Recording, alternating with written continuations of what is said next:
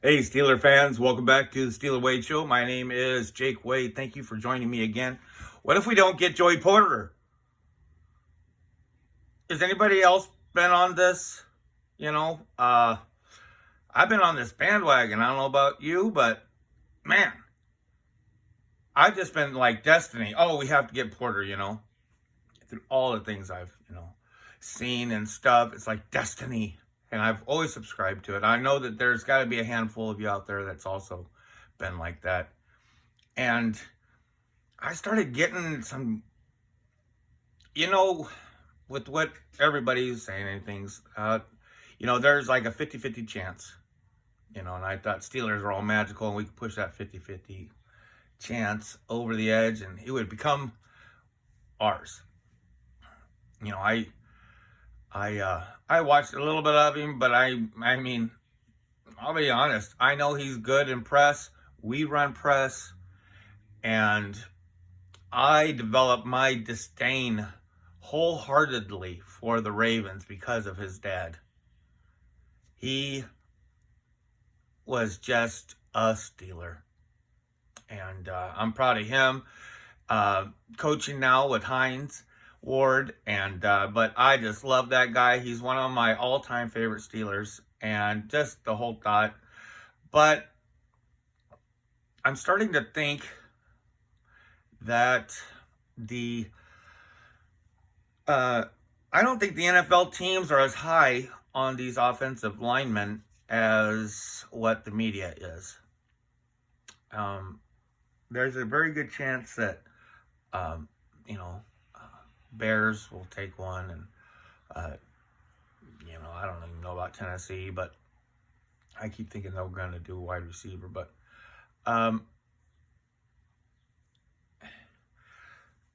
what if these tackles just don't fall? And because like with these top three, you always hear about Peter Skronsky and Broderick Jones and Paris Johnson Jr. From what I've seen, everybody kind of discounts, to me what it looks like is Paris Johnson and Peter Skronsky are the two right now that will work. Okay? As far as what the media all thinks. Okay? And I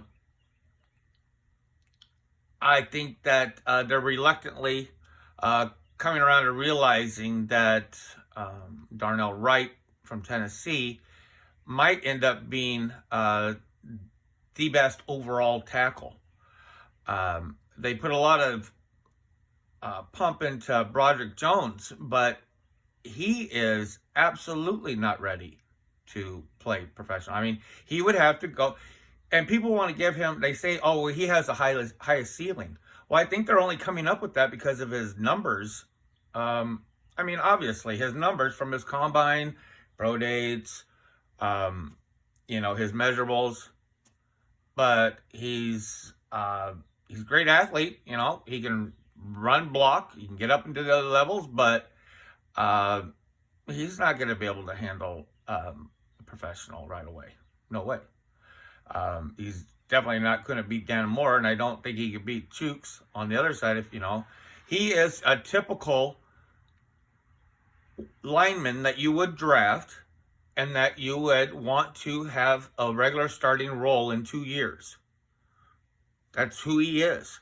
And that's what I'm saying. Like, if he's being considered in this top three, maybe that top three ain't all that. Maybe, I like Wright. I like him because of his passing abilities. I don't think any of the other ones are better at passing. I could be wrong. Pass protection. I think that maybe there will be some of these guys will slip down. And I still do not believe that even if, I don't expect this to happen, but even if a Peter Skronsky, Broderick Jones, or a Paris Johnson were to slip to 17, I don't think it would necessarily be a run to the podium deal. Possibly Paris Johnson, but I think they have an investment going on in Dan Moore. I could actually, because of what they've asked of him, no other lineman really has, besides Pouncey, has played this many starts from his rookie season. And I think they have an investment in him. And if anything, with the tackle class, I would see Wright being drafted. But I don't think that Wright necessarily is worth 17, but I don't know. I just don't know if the quality of this class is all that great. Right at 32, maybe, But going back to with Joey Porter, it might not happen. I definitely think Witherspoon will be drafted before. I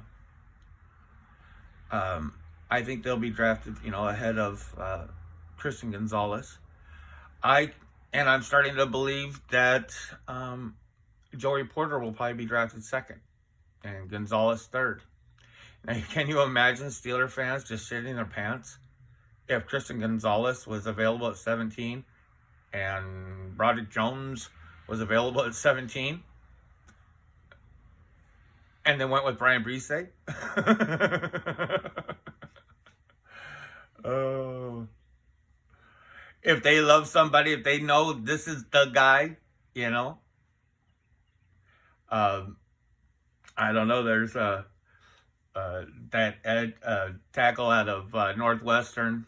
He has 2 A's. His initials. I'm not going to try to pronounce his name, but can you imagine the Steeler fans would just lose it?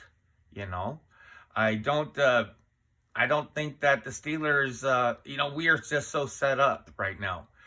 Right now, I believe we are a better team now than when we ended the season set up with people. Now, we did lose Cam Sutton, but we have also replaced and Terrell Evans. But I think that we have at least evened up, but I think there might be other ways that with Peterson signing and Neal signing, I think that those are upgrades, especially with Neal. And I was Terrell Evans fan. But I believe that Neal will offer some flexibility out there that can be a little splashy.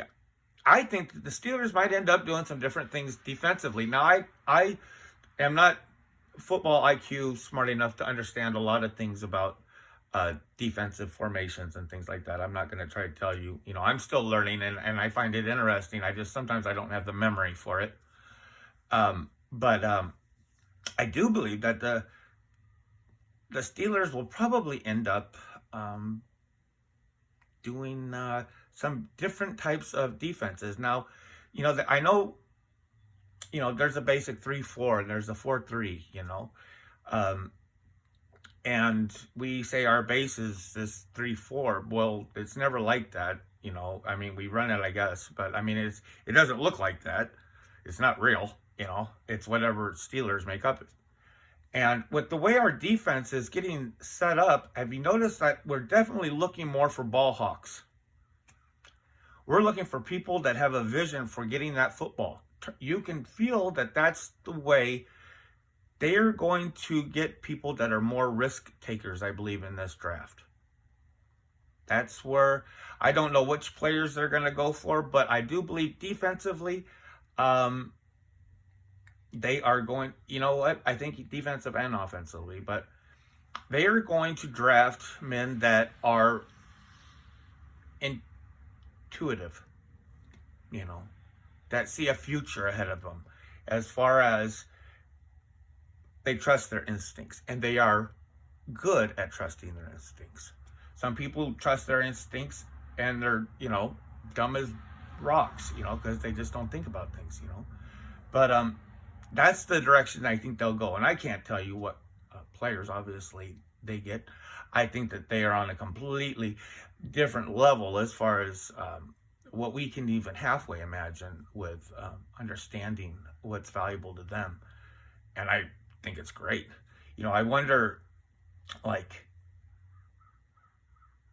if anybody knows how you can do this, I mean, maybe there's a way.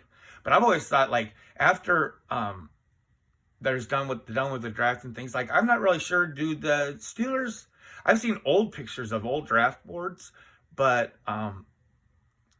like, I wonder if you can, like, how soon it would be, like, if they released, like, their big board. I don't think they would really, do they? I would think it'd be more of a secret, because you don't want to, you don't want to tell people where your motivations or your value systems were, but that would be such a treat to see the Steelers big board.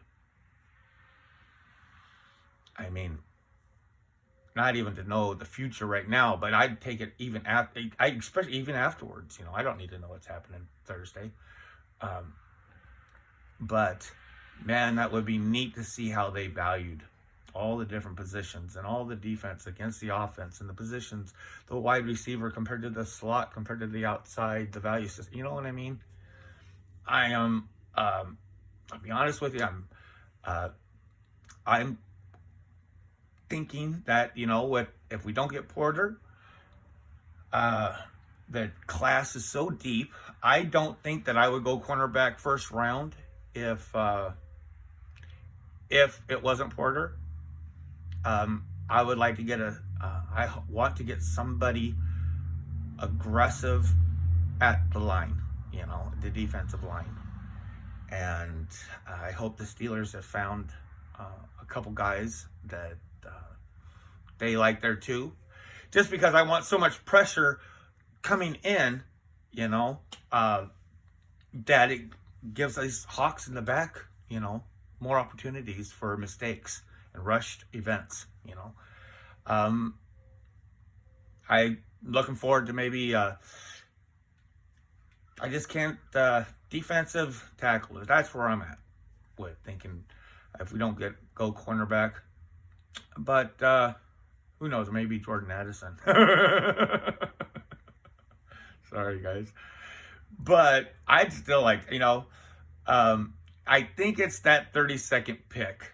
That's where it's all going to be interesting. And, there's so much talk about the trade back, and it's just hard not to buy into that hype, because it is,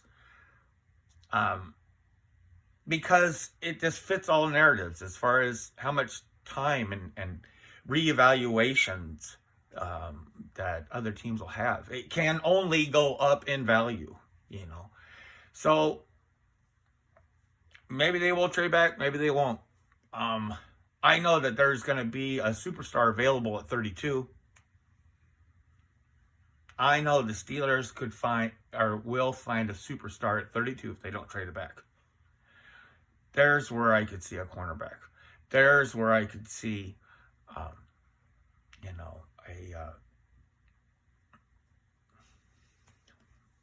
don't know. John Michael Schmitz don't look so bad. Darnell Wright don't look so bad. Julius Brents don't look so bad. There's Cam Smith. There's a lot of players out there. And I like that Brown out of Penn State. I had my heart set on McDonald. I think, McDonald at 32. Man, I used to, when I first started the show, I was doing my mock drafts, and on my wish list and on my backup, I still had him at 49. And I did a comment on Twitter, and one of the podcasters that I follow, Christopher Carter, he's like, you'd be lucky to get him at 32. And I'm like, dang, that's what I was thought. I'm like, dang it, because he's cool. I would still take Will McDonald at 32. What's nice about it is that how we're so set up, everything that we do out there is going to be an upgrade. Now, there's definitely, you can say there's a certain type of slot corner needs to be addressed differently, Well, that might be one thing. I think that probably inside linebacker probably is where I would say the most need is, So I'd love to see, my favorite linebacker is Sanders out of Arkansas. I pose this question out there a lot on different podcasts, and it doesn't ever seem to, because I'm always curious. Right now, we're in a situation where, I'm thinking we need to go heavy defense on this draft, but we're in a situation where we really need a third rotational edge, and it's a very hard position, I would imagine, to be able to sign somebody, at that thing, because they know they're only going to be taking a certain amount of snaps, correct? Well,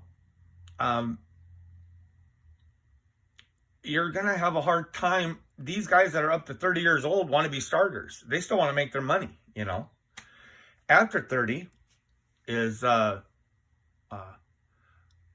they're not as good normally, Well, that's one thing I kept thinking about with Sanders out of Arkansas is I posed this question, is it too much to ask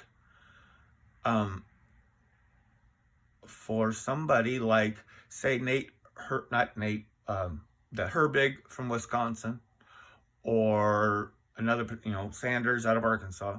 Would it be too much to ask of a rookie to play a backup role,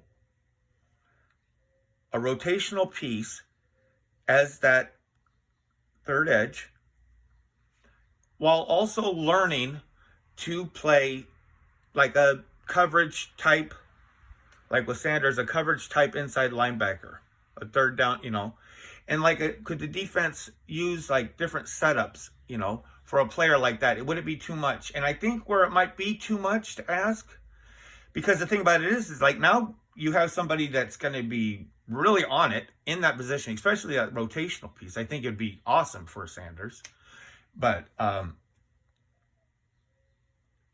just for a flash, just to confuse them, like what they did with Robinson, just a confusion. I think we're going to see a lot more of that. But the thing about it is, where it might be a little bit too much, is going to be the fall off if there's an injury.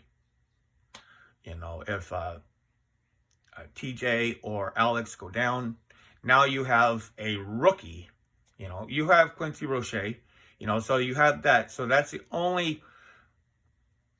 But that's still a heavy downgrade. But if you have an opinion on that, please leave me a comment.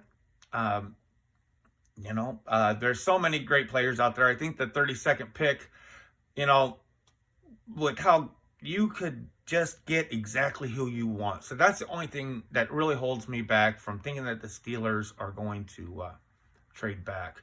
They, maybe two, but what would you get? 1/6. I don't know. But folks, thank you. I hope you enjoy the rest of your Sunday, or whatever day you're watching this on. Have a great one. Go Steeler Nation. If you like what you heard, please press like. And if you want to hear some more, please press subscribe. Appreciate all y'all listening to me. Yeah.